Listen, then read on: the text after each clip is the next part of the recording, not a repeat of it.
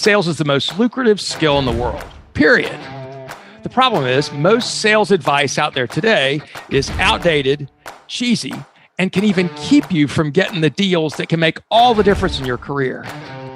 This is the No BS Sales School, a podcast for entrepreneurs and salespeople who want to master the skill of selling without all the BS.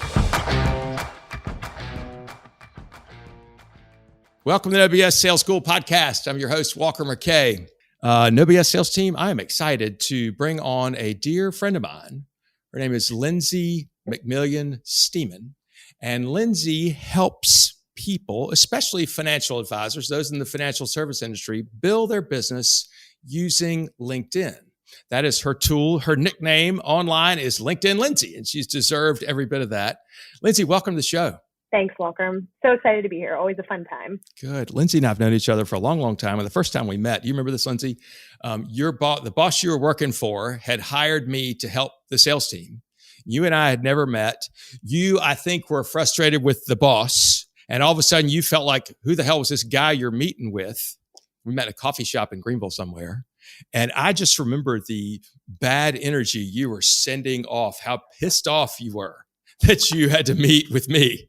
And even at the end of that meeting, you were still visibly pissed off that you had to meet with me. And I guess, obviously, at some point, we got over ourselves and got to be friends, but it was pretty funny and hostile there at the very beginning. Do you remember that? Oh, I remember it vividly. In fact, since that time, and you've done such an amazing job mentoring me and training me on how to be a better salesperson, what we did not establish, and I'm going to blame this on you, was an upfront contract and setting expectations. I had no idea what I was doing there. I thought I was about to lose my job if I didn't pass your test. So we were just coming in at two different perspectives. But yeah, it probably took a little while to warm up to you after that, I can imagine. But it's funny, though. You and I have been, we have worked together, but we've also been friends and shared a bunch of stuff together. And that's cool. It's one of the things I appreciate you, one of my dear friends. Lindsey, one of the things I want to talk today, and one of the reasons I want the No BS Sales Team to listen is, as a LinkedIn expert, I mean, almost everybody in business is on LinkedIn. I think, the ones that I run across anyway, but many of them aren't using it effectively. And what I wanted to talk to you about today was, what are one or two or three things that people just aren't doing that could help them tremendously if they did it on LinkedIn? Yeah, I mean, the thing that I experience all the time is, especially since the pandemic and people going online more often, is this idea that LinkedIn is this magical purple unicorn, right? Yeah. That or this fairy godmother or the magic wand or the silver bullet, whatever you want to call it, that can immediately yield results and that it will solve all your problems, or it's that this red, alluring, easy button that if you show up, everything will turn into gold and you'll be a multimillionaire. And it's not that those things aren't possible, but what I like to say is that what we have to remember is, I have to venture to say that the majority of us are in the human-to-human business. Absolutely. We talk about, right, B2C, B2B, but at the end of the day, everyone who's seeing your message, receiving your outreach, looking at your profile, they're all human beings with their own story, their own background, their own experiences, their own opinions, their own habits, their own lives. And so it's just keeping in mind that LinkedIn is just a tool. It is an entry point for conversation. I would have to say that anyone who I've worked with in the last almost 10 years doing what I've been doing, the goal is to get offline, to schedule the Zoom meeting or the phone call or the in-person meeting.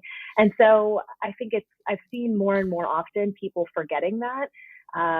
They get frustrated with LinkedIn more easily. Oh, LinkedIn's just not working for me. Oh, I'm not getting responses. And I ask, well, Walker, how many times have you reached out? And then you stop and you think about it and you say, oh, well, twice. Yeah. Like when has two outreaches ever always consistently yielded an opportunity? Right? Never consistently and often. Oh, so you mean we still have to work? You mean we still have to, this is still sales. This is still business and business development. What a damn shame. It's a little bit, I talk to companies a fair amount and they will say, oh yeah, we fixed our sales problem. We got Salesforce. Well, that's great. You just spent however much money, big money you spent to get Salesforce. And quite frankly, that doesn't change anything. It's a better, maybe a better management tool, but you're not helping your people get any better by doing that. Maybe you're redirecting their time to something that's not as productive. Yeah, so true. I mean, I hear that with subscribing to any of the LinkedIn premium options, right? Oh, well, our whole team's on Sales Navigator. I say, great. How's that working out for you? How are What they do you using mean? it? Yeah. How are you they using it? And it? using it, and how do you even look on LinkedIn, right? Like, I could teach my clients every button to click. I can help make them close to wizards, right? But if they don't look reasonably intelligent, nobody's going to respond to them, right? If they haven't invested in the way they look on the platform. So it's not just this linear approach, shotgun approach. It's really multifaceted to yield the right opportunities, I would say. So how did you first find out about LinkedIn? I mean, because LinkedIn had been a thing for a while, and all of a sudden you kind of got into it. What was your exposure, and what was the thing that made you go, wow, I want to do this? Yeah, so I always think about how my sales career got started, and it makes me laugh thinking that my actual first experience selling was boiled hot dogs at the end of my sidewalk as a little girl. Yeah, lemonade and boiled hot dogs. That's awesome. Yeah, and then in college, I actually volunteered. Well, no, it was a paid position at Clemson to participate in their phone-a-thon, right? Their fundraising efforts. And essentially I was selling to donors. And I called on our call list. We didn't have the luxury of LinkedIn at the time. The goal was to get through as many names on that call sheet as possible. And you had your script and you just went for it. And my training probably consisted of about 4 minutes walking from the front door to where I was seated with the phone. And that very first evening at the phone-a-thon, I called the daughter of a sadly deceased individual who I was calling. I was calling to speak to her father, who happened to be one of the most famous Clemson football players in the school's history. And we didn't have an updated record that he had passed away. Ouch. And so it was so embarrassing and very nearly derailed my future sales career, because I did end up quitting that night. I never went back to the phone-a-thon. I thought I was done. And then, ended up becoming a graphic designer in my 2 internships. And it was really a great but frustrating experience, because I realized, well, gosh, I create something what I think is really cool and beautiful and awesome and should go to production, but I don't have a voice. And so that's when I realized, okay, well, if I'm not going to design it, I'm going to sell it. And so I sold software as a service, sold ink on paper. And then in my career up in the DC metro area, LinkedIn came into the business world. And I've always loved connecting with people and having conversations. And so this tool that allowed me to meet more people in a more efficient and effective way when it would cost $30 to park in DC, and I could only go to so many high-rise buildings in one day and knock on so many doors. LinkedIn provided this entry point to really expand that reach and build a bigger pipeline to start those conversations. So I was really attracted to it out of the gate. And then, here we are today. I've been selling and helping clients and business owners and sales teams and recruiting teams leverage it to not just increase their confidence on how to use it, but truly increase their revenue, which has been, as a salesperson, that's big. Super big, right? Like being able to say I've helped my clients generate millions of dollars through what I've taught them. It doesn't get much better than that. So, because you go from being a user to all of a sudden being an expert. Was that training that got you there? Was that, or was that just your interest? How did you do that? Yeah, I always say that I go before my clients. So I don't teach anything that I haven't done myself. It's really committing to the tool. And I'll be totally honest with you and your audience, Walker. Before meeting you and getting trained up that the phone is our friend and our ally, and we get paid for the information we gather, not the information we give, right? All the great things that you're teaching your listeners. I probably use LinkedIn as a crutch. I probably used it as a way to hide behind my computer screen, to hide behind my phone. But what that allowed me to do was really sink into the platform and click every button that didn't look clickable, and find out efficiencies and ways to be productive in the tool so that it isn't a time waster, so that ultimately, like I said earlier, I can get more times at bat with those phone calls and opportunities. So you believe, and I believe this too, LinkedIn every time we sell, we're selling human to human, right? And so, or ideally the bots haven't taken over selling yet. But if we are selling human to human, what are some of the things to be more human on LinkedIn? What are the ways we could use LinkedIn to be more human that maybe people are missing out right now?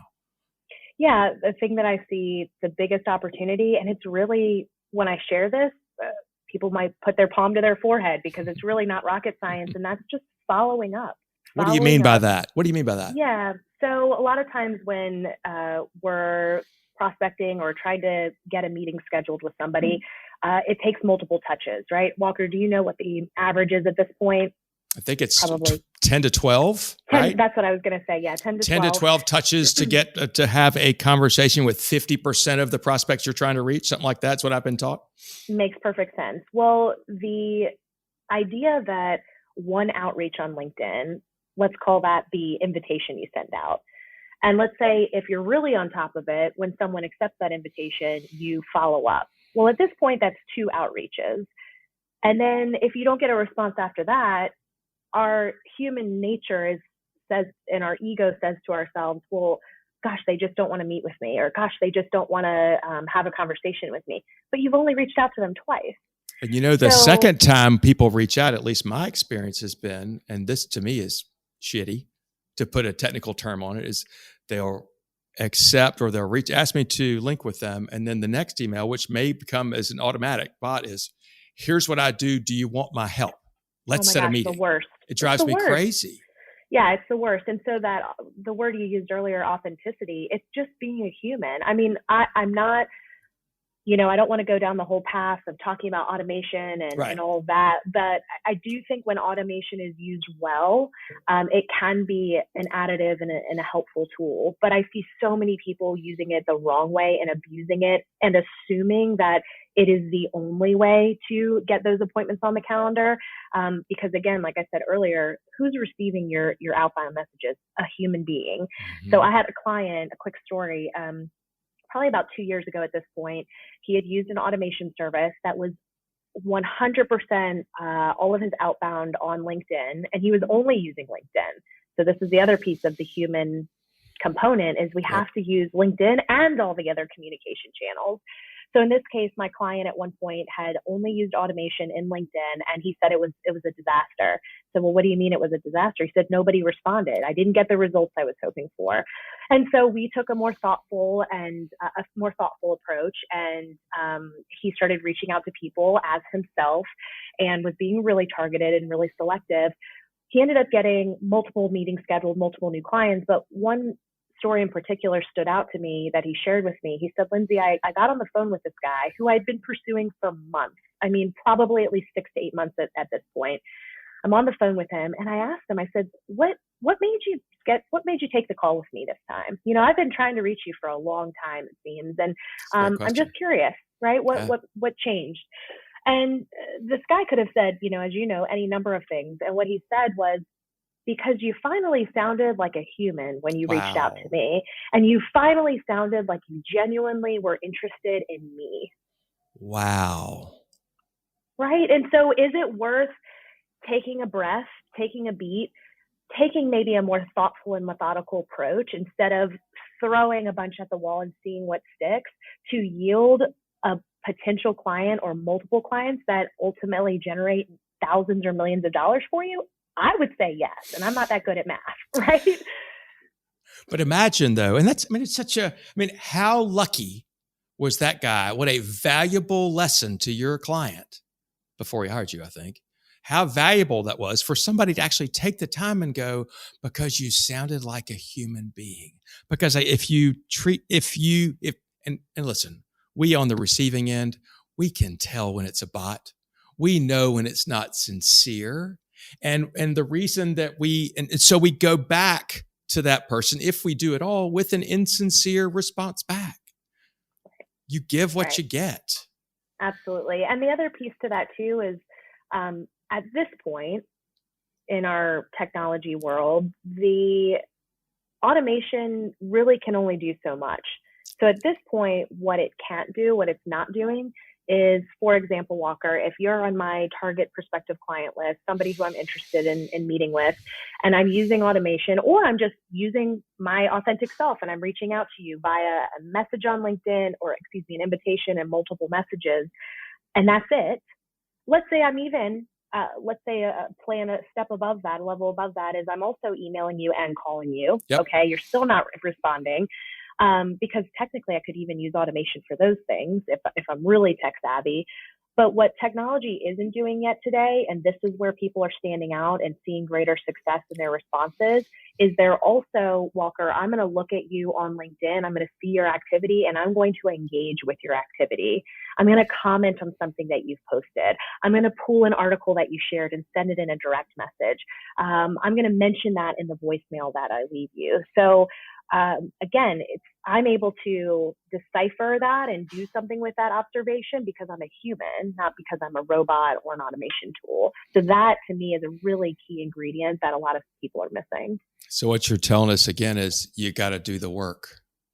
There is no easy button. And because there are even, and there are even people that try and create the automation to fake that, which is, I've enjoyed seeing your stuff on LinkedIn. Would you like for me to help you find 50 new prospects a month? And it's bullshit. And you can see that it's bullshit. And I guess they get business from it because I get shit like that every day. But it really is, it turns me off. I will typically go and unfollow somebody that hits me back with a bot, response, just because I don't want to junk up my network with that shit. It doesn't help me. Right. Well, and I go back to, again, what I said earlier, what you taught me was you get paid for the information you gather, not the information you give. People want to know that you care about them. They don't care about you yet. They don't know they need to care about you yet. Right. So if you lead with a genuine curiosity about their story, what they do, a quick example, again, I say I go before my clients. I had a post that went out on LinkedIn that got a lot of traction and traffic and engagement. And I took a few minutes and checked out who had reacted to it and who had commented on it. And there were several people who I didn't know. Well, I checked out those several people, right? I did my homework. One gentleman in particular, I reached out to him on LinkedIn. Hey, I said, thanks for, reached out to him via an invitation, said, thanks so much for engaging with my recent post. And I referenced the post so that he would, his memory would be jogged. He accepted my invitation. And we started this kind of ping pong match back and forth in our messages on LinkedIn. Well, he just recently started a new job. I don't know about you, but whether you're launching your own business or starting a new job, whether it's with a new company or you just got promoted, it's overwhelming and you have a lot on your plate. The last thing you can probably do in that first at least 30 to 45, maybe even 60 days is take a call with somebody like me, right? Right. Yeah. Because, and I get that and I respect that. And so it has happened that I reached out to him in the spring and I said, hey, congrats on the new role. I'm curious, are they providing any type of training for you? Because it looks like you're in a new industry. Again, made an observation on his profile, brought it into the direct message. And he goes, yeah, the company has been awesome. They're providing phenomenal training. I feel like I'm drinking from a fire hose, but it's been great. Well, to me, as the service provider, that's a great indication that I could potentially be a resource to him and his sales team in the future. And so I said, that's really exciting to hear. Not everybody works for companies that invest in their people. I said, I'd love to connect with you maybe this summer when the dust is settled a little bit to explore how LinkedIn might be an additive to your sales process. Would you be open to that? ? Thanks, Lindsey, phone number, email. He goes, yeah, that sounds awesome. Summer would probably be the best time because I'll have my feet under me by that point. And guess what most people don't do, Walker? Even after all that great lead up, they won't actually reach back out to the guy in the summer. So guess what I've done? I've scheduled a reminder in my calendar, in my CRM, no excuses. My assistant also has a reminder as well. I will follow up with this guy. I will get a call scheduled with him. I can guarantee that. It's really, it's so simple, but people don't do it because they're lazy or they're looking for the simple fix, or we get bored. I mean, this prospecting is all about building familiarity and context.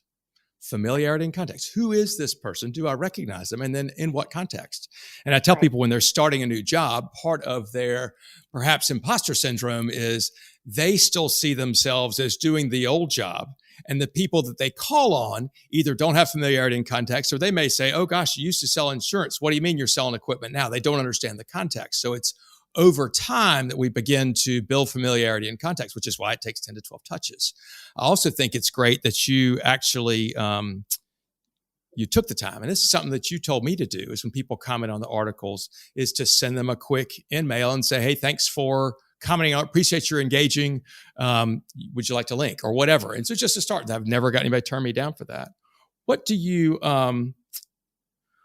tell me about the algorithm of LinkedIn, because this is something I kind of struggle with. I've gotten different advice from different people, and they say before you post something, spend 15, 20 minutes engaging on LinkedIn, and then 15 or 20 minutes after you post it. And that's the way to get the most engagement. Is there any truth to that?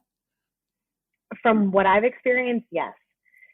That said, LinkedIn, of all of the platforms, online platforms, is very hush-hush about their algorithm. So I personally, because I err on the side of intentionality and human-to-human relationships, and perhaps whether it's a right or wrong approach, it's just the one I take with my business and my clients. I really don't spend a whole heck of a lot of time trying to uncover the boulder that I'm probably never going to be able to lift, no matter what type of equipment I use to pick it up. So I'll pay attention here or there, Walker, regarding LinkedIn's algorithm. You're right, it's part of my job to stay up to speed on what LinkedIn is doing to enhance the experience for their members. But for the most part, I'm kind of maybe a traditionalist in my approach and how I use the tool. So I guess the point you just made is it's not one of these set it and forget it. I can just post things every now and then and just leave them alone and never engage with people and expect the tool to work with me. I mean, same, right? If you're posting content. So tell me about content. What kind of content do you suggest people post or add? Yeah, that question has come up. Every week I am talking about content. I just had a training session with a client yesterday, a business owner, actually is a serial entrepreneur launching a new company here this spring. And he asked me about content. And so to keep it very simple, right? Part of it is asking the person, well, what does content mean to you? How often do you post? And then based on the information you would share with me, Walker, I would say any number of things. In this case, this gentleman is not very active on LinkedIn yet, but he has the desire to be present. And so I said, you know what, we're going to keep it really basic. I want you to think of the content you put on LinkedIn in two buckets. One bucket is your knowledge and expertise. And that can come in a variety of formats. It can come in the format of an article that you write. It could come in the format of a video that you share, a picture of you at a conference, right? Speaking at that conference, maybe with somebody else and looping them into the conversation. You might want to call it self-promotional, but I like to think of it as more cultural and educational, right? So this is the content that I'm creating and I'm posting. And then the second bucket to also consider and keep in mind to incorporate are what I call third-party content. So that comes in a few formats. One is 99% of the folks and successful established professionals that our team works with are reading articles online. Yep. Forbes, Inc., Wall Street Journal, you name it. They're learning how to be better leaders, time management, productivity, you name it. So any of those articles that you're reading, if that content could be valuable to your network, and it might not have anything, it likely doesn't have anything to do with your specific niche and expertise, consider sharing that with your network on LinkedIn.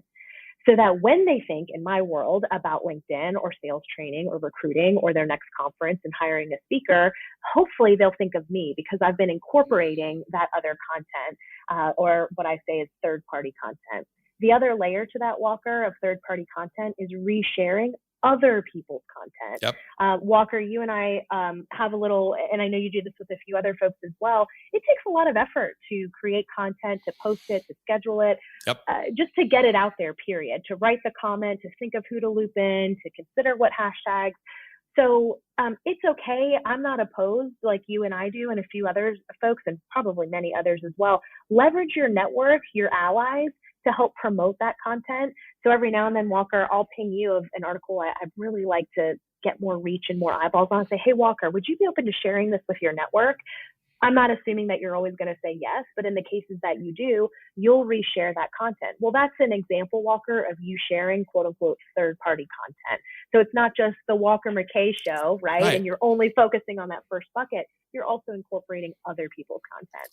Well, I feel like this goes back to your point of being human. None of us are single dimensional, right? So if all I talk about ever is sales training, sales mindset, that kind of stuff, I mean, believe it or not, I'm more complicated than that, right? There's more to me, right? That somebody else may latch onto. Somebody else may not, at the moment, they may not care about my sales training content. What they may notice is, wow, this is an article about leadership, and they notice me, right? And then maybe they notice this, and maybe there's a way in time that this comes up again. And I read this book, and this is a very simple thing, but this guy talked about green bananas versus yellow bananas. He was just talking about prospects, and he's basically playing the long game. There are some bananas that are green that are not ready to pick. They're not ready, but they're worth keeping an eye on and staying around until they do turn yellow. And then there are yellow bananas that are ripe right now. And so we've got to do a lot of green banana prospecting, for lack of a better term, because that's where, we're going to need business tomorrow and next month and next year and the year after that as well. Right. And the other piece too, and importance to the content is, and being consistent with it, is you can be direct in your outreach in prospecting, like we were talking about earlier, right? Sending invitations, following up in direct messages, calling the person directly, emailing them, finding them on other platforms, and add it, right, including posting content and being active in engaging with your network on LinkedIn, because not every people are looking. Right? People aren't always going to say, Walker, the reason I am finally calling you, the reason I'm finally responding is because of the great content you post on LinkedIn. Not everyone is going to tell you that, but I guarantee you, I say this because I've been doing this long enough. I've worked with thousands of people. It is happening. It is happening. I've had countless clients. I just had a debrief call with a meeting with a client yesterday. And he said to me, Lindsey, since our half-day workshop with our national sales meeting last month, and he's the president. So this is also happening with every one of his salespeople. They did an amazing job implementing what they were taught on LinkedIn. He said, Lindsey, in just a few weeks, I've already had 2 potential client opportunities reach out to me. And because I'm curious, like, what prompted the outreach? He said, you're visible. You and your team are visible. You're showing up, you're putting content out there. It's not just you, it's the rest of your team too. Wow. Isn't that powerful? Right? Just because Super they're showing powerful. up, right? And people are observing, they are looking, even if they're not telling you every single time. Yeah. And I think one of the things I think you taught me too is don't just look at your likes and shares. There are plenty of people, 90% of people just consuming content without touching a button. And that may be the reason they pick you up. Hey, Lindsey, tell me something. I know that the No BS sales team, people are listening like, how in the world do I get her help? How would somebody find you? Other than, and including LinkedIn. Of course, right? LinkedIn, right? You can probably, maybe at this point, you can search LinkedIn Lindsey, Lindsey, but Lindsey, McMillion, Stemann, McMillion Consulting. Honestly, I would say I'm going to do this, and maybe I'm breaking all the podcast rules, Walker, but our emailing Kathy on my team, which would be team@McMillionConsulting.com, is the best way to get a call scheduled in my calendar. She is the puppet master and gatekeeper of my calendar. So if you want to have a introductory discovery call, tell me what's going on, see if I'm the right person to help you. That's the quickest way. And then I also, if you're okay with that, I've got a little freebie I'd love to share 100%. With your listeners. Great. Yes. Awesome. So we just released a new guide. It's an MVP guide. So it's 9 weekly habits to become a LinkedIn MVP. And so to access that guide, you go to linkedintoit.com/MVP. linkedintoit.com/MBT. That'll be in the show notes. So if you guys, is it just will you spell Intuit? Is it Intuit, like Intuit, the software company, or what? So it's linked. Yeah. IN, right? LinkedIn, TOIT.com. Got it. And that's in the show notes. So Thank you. Lindsey, this has been a super pleasure. I really appreciate your being a guest on the show. No BS Sales Team, if you have not already, subscribe to the podcast, share it with somebody who needs to hear. And a huge favor you could do me, if you haven't already, is to write a review. Write some words on Apple Podcasts of what you get out of this show. Stars are great. I appreciate stars, but words matter. And right now we've got like 78 or 79 reviews. If I get over 100, then all of a sudden it gives me much more visibility in the podcast market. If you will write a review, take a picture of it, send it to me, walker@walkermckay.com. I'll call you, and I've got a special prize for you that I think you'll like having. Lindsey, McMillion, Stemann, thank you so much for being here with us today. Thanks for being a guest. Thanks for listening to No BS Sales School podcast. If you haven't already, please take 1 minute to write a quick review for the show. It really does make a huge difference. Also, subscribe to the show and please forward this episode to somebody else who needs to hear it. As a bonus for listening, I'm going to give you access to a free mini course, 7 expensive sales mistakes you're making and what you can do about it. Go to www.7salesmistakes.com and get access to the free mini course. That's the number 7salesmistakes.com. Thanks again for listening to the No BS Sales School podcast.